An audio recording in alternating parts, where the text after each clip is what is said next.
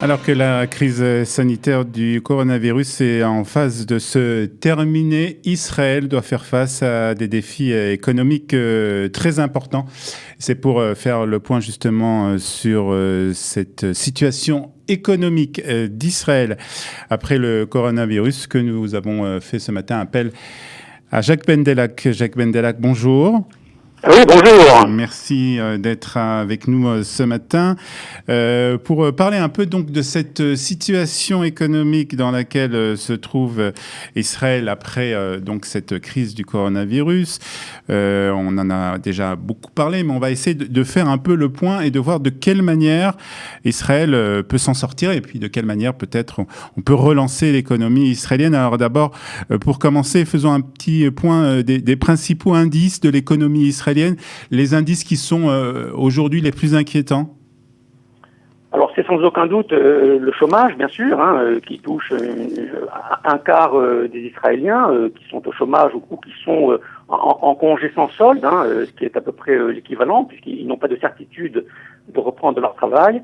Et donc ce sont ces chiffres-là qui sont inquiétants, avec bien sûr ce qui va s'en suivre comme faillite, comme endettement des particuliers, qui sont en fait les retombées principales de cette crise qui est longue, qui va être coûteuse. La reprise va être longue parce que justement c'est beaucoup de secteurs qui ont été paralysés. Ça va être coûteux parce que les pertes économiques ont été importantes.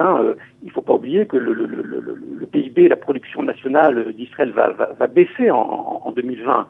On estime qu'elle sera négative de 5 ou 6%. Et donc c'est une perte sèche que l'économie va enregistrer. Et donc c'est là-dessus que va devoir résoudre la reprise, la politique économique que le gouvernement va devoir mettre en place très très vite. Alors le gouvernement a été donc prêté serment hier avec un nouveau ministre des Affaires, un nouveau ministre des Finances.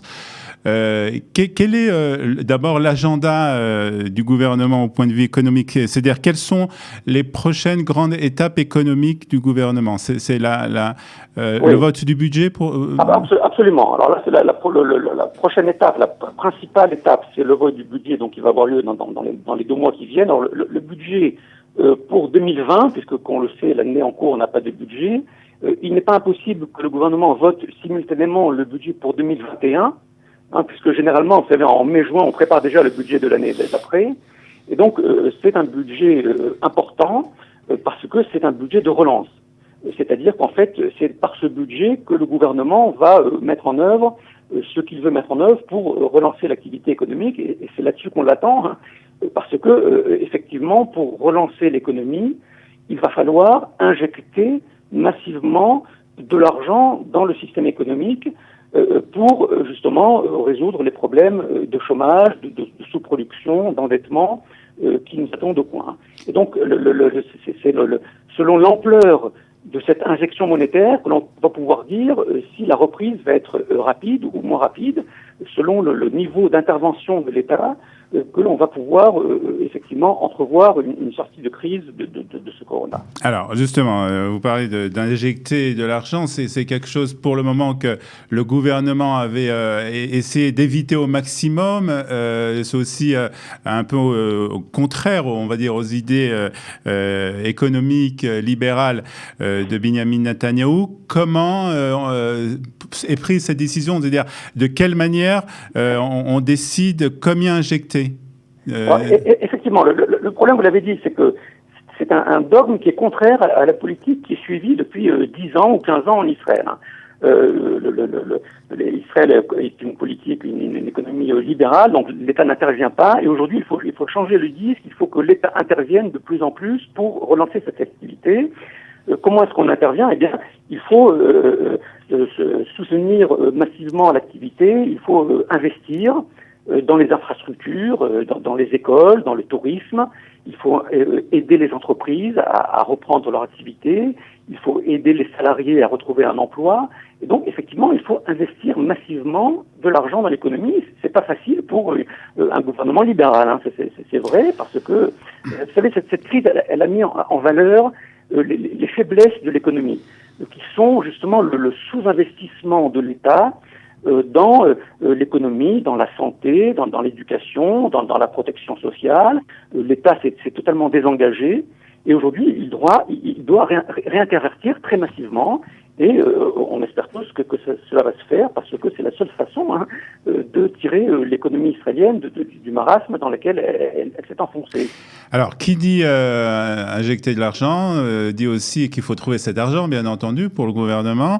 Donc, où le gouvernement va trouver cet argent? Ça va être une augmentation des impôts pour les contribuables israéliens? Alors, oui, mais pas seulement. Vous savez, l'argent existe. On n'a pas besoin de le chercher très loin. L'économie israélienne a des réserves en devises extraordinairement importantes qui sont justement mises en réserve pour les cas durs, les coups durs, et c'est aujourd'hui un coup dur. Et donc, il faudrait effectivement associer plusieurs mesures qui seraient relever peut-être les impôts, mais pas trop, parce que on risque de porter préjudice à la reprise, à la consommation et à la production. Il faudrait s'endetter, mais ça c'est possible aussi parce que le niveau d'endettement d'Israël est très bas, donc on a une marge de manœuvre assez importante. Et il faudrait faire usage de ces réserves en devises massivement pour injecter de l'argent. Ça ne coûtera rien. Et je crois que c'est effectivement là-dessus qu'il faudrait donner la priorité parce que ça peut se faire à un moindre coût pour l'économie. Mais encore une fois, vous savez, les conditions de base de l'économie israélienne étaient bonnes quand on est rentré dans la crise. Et donc forcément, si on met en jeu ces bonnes conditions, on peut en sortir plus facilement. Les bonnes conditions, c'est qu'on a un taux d'endettement très faible, donc il n'y a pas de problème pour s'endetter un petit peu. On a des bonnes réserves en devises.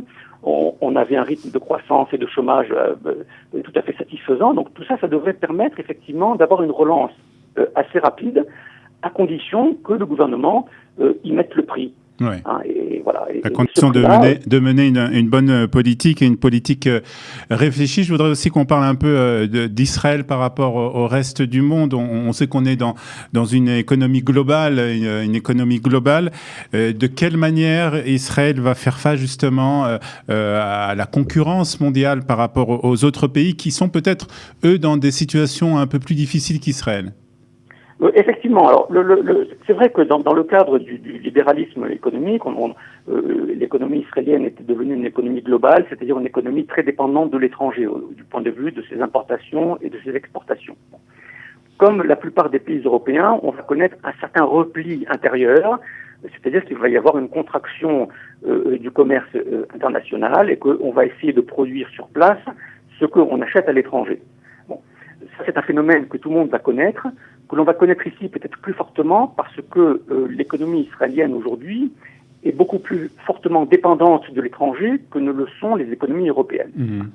Et donc là aussi, c'est une question de politique économique du gouvernement. Est-ce que l'on veut retrouver cette globalisation de l'économie israélienne ou bien est-ce que l'on va passer par une phase transitoire de repli sur soi qui ne sera pas forcément la bonne solution, parce que Israël est un petit pays qui est entouré, vous savez, d'ennemis, on n'a pas de commerce immédiat avec ses voisins proches, et donc on est forcément très dépendant de l'étranger. Et donc on va devoir très vite retrouver les flux de commerce internationaux pour justement que l'économie israélienne reprenne un bon départ et donc retrouver la concurrence internationale, mais ça, l'économie israélienne en a l'habitude. Pour terminer, Jacques Bendelak, vous êtes globalement optimiste pour une relance de l'économie israélienne après cette crise du coronavirus ?